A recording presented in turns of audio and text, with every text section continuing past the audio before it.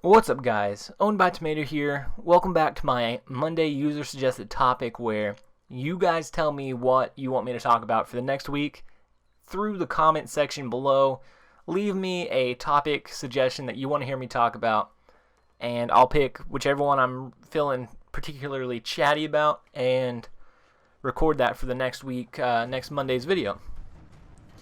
The topic for this week, I got suggested to discuss my opinions and my feelings about the new game type, Drop Zone. And right off the bat, this really couldn't have come at a better time. I just got suggested this topic, and about Thursday of last week, Tater had suggested that I do a What Gun Wednesday with the AK and Javelin as my secondary on Drop Zone. And so, you know, I actually was able to develop, you know, my feelings and my personal thoughts on the Drop Zone game type. When it first came out, I did actually jump in and try and play, but I was so unused to, you know, the spawn system, the objective, all of that business, and I would either end up not going to the Drop Zone at all and just my team getting, you know, annihilated, but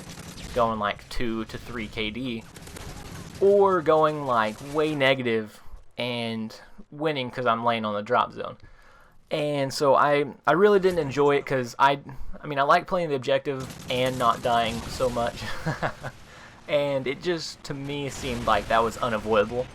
But whenever Tater suggested that I do a What Gun Wednesday for it, I went in and I kind of learned some of the spawn systems, the way the enemies move a little bit better, and generally what I have to do to just be successful in this game type. Well,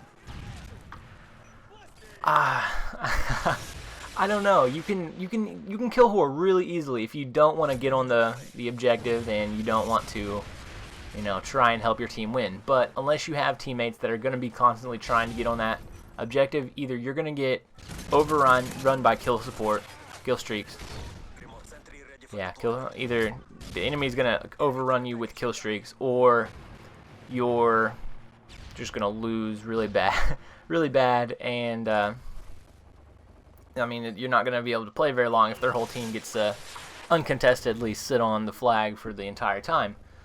And so my main problem was I can't ever really break down the defenses on a particular Drop Zone, you know, after the enemy captures it. For the most part, if they have just hopped on it, then I can break it down. But if the whole team, you know, manages to get over there and they're checking all the little areas, I have no chance to survive whatsoever. And it was pretty frustrating that I couldn't break through. And so after playing Drop Zone on each of the maps a few times, I noticed that there was a pattern in, you know, the order that the next Drop Zone appears in. And so now if I go to a Drop Zone and I get taken out, unfortunately, well, now I look up, I see how much time is left until the next Drop Zone, and if it's maybe 10 seconds, if it's going to take me about that length of time to run over to the current Drop Zone, I just run to where I know the next Drop Zone is going to appear at, and I'm sitting on it before it pops up. And as far as I've seen on the PlayStation, no one else really does this. I mean, maybe if you run into like a full team, they might do it, but as far as I've seen, I haven't ran into anybody that's predicting where the Drop Zone is going to go next time. And it's a consistent pattern. It goes middle, you know, side, catty corner side, and then kind of switches up from there. But it's the exact same on each map over and over and over again, which is nice if you're trying to be strategic and lock down a Drop Zone before the enemy gets on there. And if you're on the Drop Zone first, you obviously, if I'm there before it even pops up, I get the first care package, which can be, you know, an AC-130, a Reaper, really whatever. And then I have the advantage of taking out the enemies, you know, one by one as they're coming to try and get on the Drop Zone, instead of trying to run in and Rambo against 3 or 4 enemies that are holding down the entire area. It just makes it a lot easier, a lot more manageable. And now that I've kind of got that strategy down, even when I'm playing the objective, I can do fairly well a good amount of the time.